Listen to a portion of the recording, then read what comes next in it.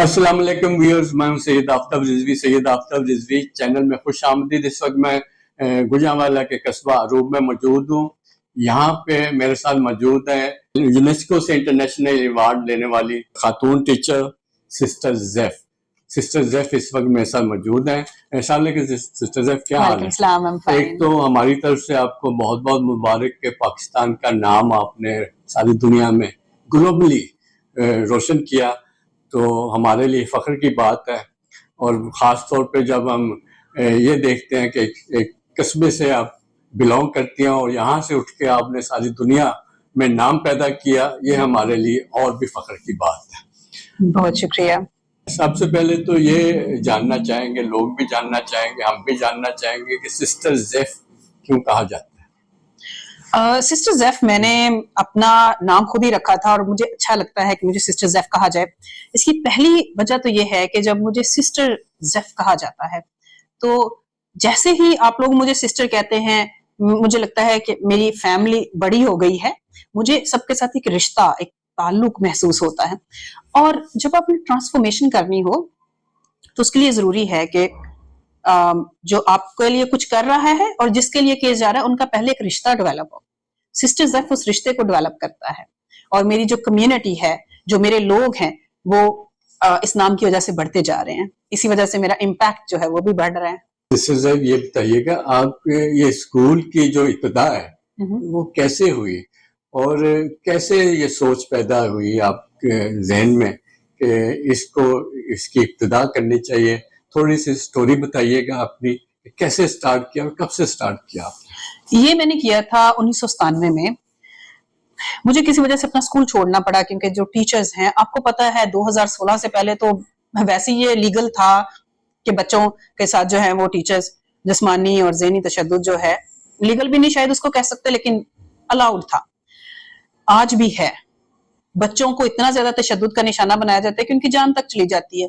लेकिन मैं जो एक जिस्मानी तशद्दुद है वो एक डिफरेंट चीज है। ज़हनी तशद्दुद जो है, जो बच्चों को इमोशनली तकलीफ पहुंचाता है, उनकी शख्सियत को तोड़ देता है, वो मेरे लिए ज्यादा तकलीफ देह है। मुझे ये बर्दाश्त करना पड़ा अपने स्कूल में।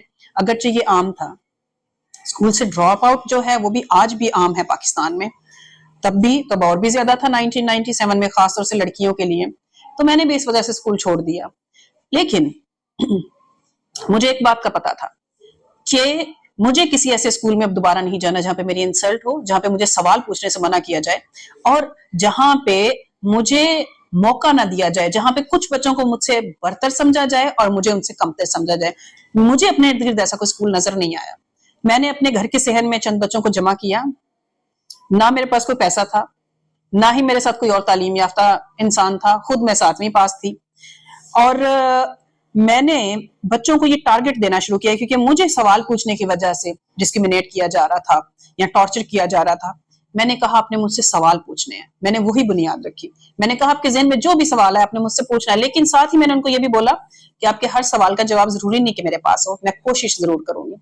उन्होंने मुझसे सवाल पूछना शुरू किए, मैंने उनके जवाब ढूंढना शुरू किए, किताबों से, टीवी से, न्यूज़पेपर से, संडे मैगजीन से, और इस तरह से हमारे स्कूल की बुनियाद पड़ी। देखा यही गया है कि जब उस्ताद को अपना अबूर हासिल नहीं होता तालीमी लिहाज से जी, तो छड़ी उठाता है जी, ये ऑब्जर्व किया गया। तो आपका क्या ख्याल है? मैं जैसे कि मैंने पहले कहा, मैं अपने स्कूल में सवाल पूछती थी, टीचर को जवाब नहीं आते थे, तो वो ये समझती थी कि ये शायद मुझे लेट डाउन करने की कोशिश करती है। हालांकि मैं बच्ची थी, मुझे तब इन चीजों का क्या पता था, लेकिन मेरे जहन में सवाल आते थे और मुझे पता था कि मेरी टीचर ही जवाब दे सकती है। इसीलिए मैं कहती हूँ कि जो टीचर है उसको हमेशा नॉलेज में अपने आप को अपडेट रखना चाहिए। ये नहीं कि आपने बीएड कर लिया, आपने मास्टर्स की डिग्री ले ली, दैट इज नॉट इनफ। नया से नया नॉलेज हासिल करें, हर रोज नया सीखें, ताकि आप अपने बच्चों की जो इल्म की प्यास है उसको बुझाने में उसकी मदद कर सकें। पहले देखें ये हुआ करता था कि गवर्नमेंट स्कूलों के सर्टिफिकेट को, उसकी डिग्री को ऑनर दी जाती थी और तालीमी मेयार बहुत आला था। और प्राइवेट स्कूलों में दाखिला जो लेना चाहता ना वो मायूब समझा जाता। जैसे आप एग्जाम्पल ले सकते हैं कि पहले जो देसी घी आम लोग इस्तेमाल करते थे, لیکن ڈالڈے کا ایک پیکٹ لے کے جانا چھپا کے لے کے جاتے وہی حساب اب یہ ہو گیا جی کہ اب گورنمنٹ اسکولوں میں داخل کروایا جائے تو لوگ اسے نکتہ چینی کرتے ہیں، جبکہ پرائیویٹ اسکولوں میں داخل کرانا فخر محسوس کیا جاتا ہے۔ یہ کیسے تبدیلی آئی، آپ کیا سمجھتی ہیں؟ موسٹلی ان خواتین و حضرات نے ٹیچنگ کا شعبہ جوائن کیا جن کو لگا کہ یہ آسان ہے، ورکنگ آورز کم ہیں، خواتین کو میلز کے ساتھ کام نہیں کرنا پڑے گا، چھوٹے بچے ہوں گے تو وہ پروٹیکٹڈ رہیں گی، اس لیے انہوں نے دوسری جابز کے لیے موسٹلی گھروں سے بہت دور جانا پڑتا ہے۔ سکولز میں بھی ایسا ہوتا ہے، لیکن دفاتر میں بیٹھنا، میلز کے ساتھ ڈیل کرنا، وہ فیملیز اس کی پرمیشن نہیں دیتی۔ خواتین نے سکولز کو جوائن کرنا شروع کر دیا یہ سوچے سمجھے بغیر کہ کیا مجھے پتا ہے کہ ٹیچنگ کیا ہے، کیا مجھے پتا ہے کہ ایک جو ٹیچر ہے وہ فیوچر بلڈ کر رہا ہے، کیا مجھے پتا ہے کہ ماں باپ جو اپنے بچوں کو میرے پاس بھیج رہے ہیں میں ان کی ماں ہوں یا میں ان کا باپ ہوں، بچے کو میرے پاس پروٹیکٹڈ فیل کرنا چاہیے، کیا میں بچے کو وہ توجہ وہ اپرچونٹیز دینے کی صلاحیت رکھتا ہوں یا رکھتی ہوں، کیا ٹیچنگ میرے لیے صرف پیسہ کمانے کا ایک ذریعہ ہے یا مجھے پتا ہے کہ ٹیچنگ جو ہے یہ دنیا کے جو عظیم ترین شعبے ہیں ان میں سے ایک ہے اور ایک ٹیچر کا ایک معاشرے کو بنانے میں سب سے اہم کردار ہوتا ہے۔ تو جب لوگوں نے اس کو پیسہ کمانے کا ایک ذریعہ بنا لیا تو پھر اسکول جو ہے ان کا معیار گرتا گیا۔ آپ کے جو استاد ایسے بھی ہوں گے جو آج بھی بڑے یاد آتے ہوں گے جنہوں نے حوصلہ افزائی کی، اور کچھ ایسے لوگ بھی آپ کی زندگی میں شامل ہوں گے جنہوں نے اس راستے کو آپ کو چلتے ہوئے دیکھا اس پہ اور انہوں نے شاباشی دی، کوئی ایسے لوگ آپ کو ہیں نظر میں، ان کا نام بتائیے گا کچھ؟ کچھ ایسے لوگ ہیں جیسے چرچ کی سطح پہ جب میں 12-13 سال کی تھی تو ہمارے بھائی ہیں روپ میں عارف ناز صاحب ہیں، ناصر بھٹی صاحب ہیں، ان لوگوں نے جب چرچ کے پروگرامز ہوتے تھے تو مجھے موقع دیتے تھے کہ میں سٹیج پہ بولوں، لوگوں کو فیس کروں، اس کی وجہ سے میرے جو کمیونیکیشن سکلز ہیں وہ ڈیولپ ہوئے۔ لیکن اس کے علاوہ میری فیملی نے مجھے سپورٹ کیا، خاص طور سے میرے فادر نے مجھے ہمیشہ انکریج کیا اور مجھے وہ ذرائع بتائے جس سے میرے نالج میں اضافہ ہو سکتا تھا۔ اس دور میں جب انٹرنیٹ کا بھی کوئی کانسیپٹ نہیں تھا ہمارے ادھر رورل ایریاز میں، تو بالکل کوئی جانتا ہی نہیں تھا، تو فیملی کی مجھے بہت زیادہ سپورٹ رہی ہے۔ ایک طرف تو گورنمنٹ نے سابقہ دور میں اناؤنس کیا کہ ماڈل سکول بنانے، جی گرلز بھی تھے، لڑکوں تو شاید کم تھے، اس پہ انویسٹمنٹ کی جا رہی ہے، بجٹ بھی دیا جا رہا ہے، فرنیچر بھی ٹھیک ہے، باقی سسٹم بھی، بلڈنگ بھی نہیں ہے۔ تو ایک طرف قبرستانوں میں بھی بچیاں جو ہیں میں نے پڑھتی ہوئی دیکھی ہیں، میں نے خود ایک سٹوری کور کی تھی، جی میری اس تصویر کی وجہ سے اسے 2 کروڑ روپے ملا اور آج وہ ماڈل سکول ہے، جس میں اس وقت کے چیف جسٹس افتخار احمد صاحب نے بھی نوٹس لیا کیوں نہیں یہ سارا نظام ایک ہو جاتا، ماڈل سکول سارے نہیں بن سکتے، جو ہیں موجود ہیں انہیں کیوں نہیں ڈیولپ کرتے؟ دیکھیں ایک تو اس میں میں سمجھتی ہوں اس میں 2-3 ایلیمنٹس ہیں، اس میں عوام کی بھی ذمہ داری ہے، حکومت کی بھی ذمہ داری ہے۔ حکومت کو ہم ہر چیز کے لیے بلیم نہیں کر سکتے بیکاز ہم سب جانتے ہیں کہ ہماری حکومت کو بہت سارے چیلنجز کا سامنا ہے، وسائل ہمارے پاس بڑے کم ہیں، تو عوام کی بھی ذمہ داری اس لیے بنتی ہے بیکاز ہماری آبادی بڑی تیزی سے بڑھ رہی ہے۔ ہم لوگ اپنی آبادی پہ بات نہیں کرتے ہیں، ہم لوگ ہمیشہ گورنمنٹ کو بلیم کر رہے ہوتے ہیں کہ یہ نہیں ہوا وہ نہیں ہوا، اگرچہ گورنمنٹ کر رہی ہے، اور زیادہ کرنے کی ضرورت ہے، ہمیں ان پہ پریشر بلڈ کرنے کی بھی ضرورت ہے، لیکن ساتھ میں آپ جیسے لوگ، میرے جیسے لوگ، ہمیں بھی اپنا کنٹریبیوشن دینے کی ضرورت ہے۔ بہت ساری ایسی جگہ، میرا ہی اسکول دیکھیں، 14 سالوں تک میں گھر کے صحن میں پڑھاتی رہی ہوں، اور اب مجھے بہت سارے لوگ کہتے ہیں کہ انٹرنیشنل کمیونٹی کو آپ کا پتہ چل گیا، ہمیں کیوں نہیں پتہ چلا؟ ایک یہ بھی ہے، وہ والے لوگ جو پیشنیٹ ہیں، جو سمجھتے ہیں کہ ٹیچنگ جو ہے وہ ان کی لائف کا گول ہے، جو سمجھتے ہیں کہ وہ ٹیچنگ کے لیے ہی پیدا ہوئے تھے، ان کو پہچانیں، ان کو اپلفٹ کرنے میں مدد کریں۔ اس طرح میرے جیسے بہت سارے لوگ ہیں پاکستان میں، ہمیں صرف ان کو تلاش کرنے کی ضرورت ہے، ان کے کندھے پہ ہاتھ رکھنے کی ضرورت ہے، ان کو یہ بتانے کی ضرورت ہے کہ آپ اکیلے نہیں ہیں، اور ہم جانتے ہیں کہ آپ ملک کی ترقی کے لیے کام کریں، اس لیے ہم آپ کے ساتھ ہیں۔ یعنی آپ یہ بھی کہنا چاہتے ہیں کہ جو ہمارے علاقے ہیں، جی شہر ہے، گاؤں ہیں، جی آپ ارد گرد نظر دوڑائیں، جی یہ ہم سب شہریوں کا فرض ہے ہاں جی میرے سمیت کہ ارد گرد نظر دوڑائیں. آپ جیسے لوگ جب کہیں نظر آ جائیں تو انہیں کچھ ضرور کریں. بالکل. تو اکیلا بندہ تو کچھ نہیں اکیلا کر سکتا. بندہ کچھ نہیں کر سکتا.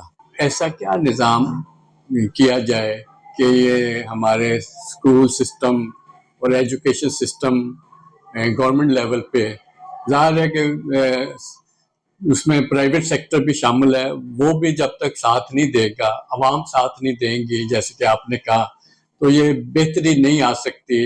اور گورنمنٹ اسکول اپنی واپس اس مقام پہ نہیں جا سکتے جب تک سب کا تعاون نہ ہو. ہاں جی. اور یہ جو ایسا دعا ہے کہ ایسا وقت آ جائے کہ تمام لوگ جو ہیں یہ سمجھ جائیں کہ پرائیویٹ اسکول کی بجائے ہم گورنمنٹ اسکولوں میں جائیں، وہاں تعلیم بہتر. حالانکہ آپ دیکھیں کہ گورنمنٹ اسکولوں میں بھی ٹیچر جو ہیں وہ ماسٹرز بھی ہیں، جی بی ایڈ بھی ہیں، ایسا ہی ہے. ڈگری یافتہ ہیں، لیکن یہ سمجھ سے بالا تر ہے کہ وہ ڈگریاں ہونے کے باوجود آج تک وہ ڈیولپ کیوں نہیں کر سکے. کیا کرنا چاہیے؟ پہلی بات تو یہ ہے کہ ہم نے کسی بھی شعبے میں کسی کو بھی امپلائمنٹ کریٹ کرنے کے لیے ہم نے ایک کرائٹیریا رکھ لیا ہوا ہے، degree. Degree is not enough. ہر بندے کا، ہر جو انڈیویجول ہے، جیسے ہماری ہاتھ کی لکیریں جو ہیں، ہمارے جو فنگر پرنٹس ہوتے ہیں ایک دوسرے سے ڈفرنٹ ہوتے ہیں، ایسی ہماری شخصیت بھی ڈفرنٹ ہوتی ہے. ہمارے جو ایجوکیشن سسٹم ہے، ہم لوگوں نے بہت بڑی غلطی کی، ہم نے فالوورز بنا دیے، ہم نے لیڈرز نہیں بنائے. ہم نے اپنے بچوں کو یہ صلاحیت نہیں دی کہ وہ اپنی انڈیویجویلٹی جو ہے، اپنی جو ان کی ایک الگ شخصیت ہے، اس کو پہچان سکیں اور یہ جان سکیں کہ وہ اس دنیا میں کیوں آئے، ان کا کیا مقصد تھا، ان کو کون سے شعبے میں جانا چاہیے. ہمارے نوجوان یہ دیکھتے ہیں کہ فلاں بندہ ایک فیلڈ میں کامیاب ہو گیا، مجھے بھی ویسا بننا ہے. کسی کو آئیڈیلائز کرنا بری بات نہیں ہے، میں بھی مدر ٹریسا کو آئیڈیلائز کرتی ہوں، لیکن کیا میرے اندر وہ صلاحیتیں موجود ہیں؟ کیا میں وہ والی ہارڈ شپس جو ہیں وہ برداشت کر سکتی ہوں؟ پہلا تو یہ ہے کہ ہم جب ایک ٹیچر کو ہائر کرتے ہیں تو صرف ڈگری کی بیس پہ نہیں کرنا چاہیے.